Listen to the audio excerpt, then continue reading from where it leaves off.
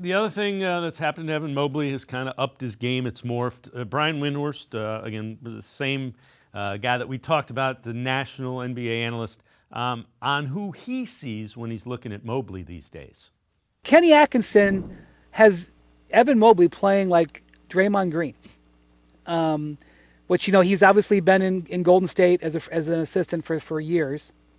When Evan Mobley gets the rebound, just like when Draymond Green gets the rebound, he wants him to bring it up the court. And if you watched pretty much their offense last night, especially, and you'll remember the three that Levert hit in the corner in the fourth quarter. They were trapping Donovan a little bit or Darius because those guys are dominating right now. The ball would go to Mobley, and Mobley would get the ball at the top of the key, and he would turn into Draymond Green.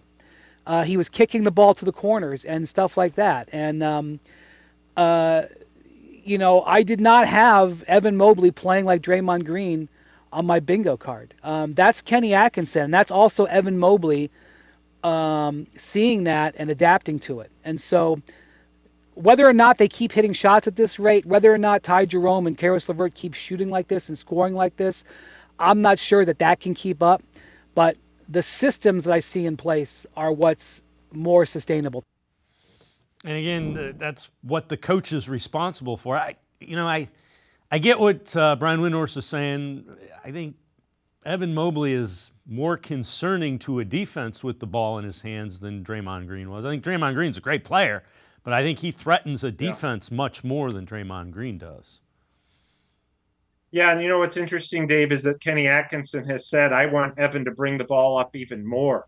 And he's like, I have to kind of push him to do that and say, look, bring the ball up, create the offense. And really, you know, like you said, Evan Mobley has what 6 inches of height on Draymond Green. So it helps him to not only bring the ball up, but see over the defense, create plays.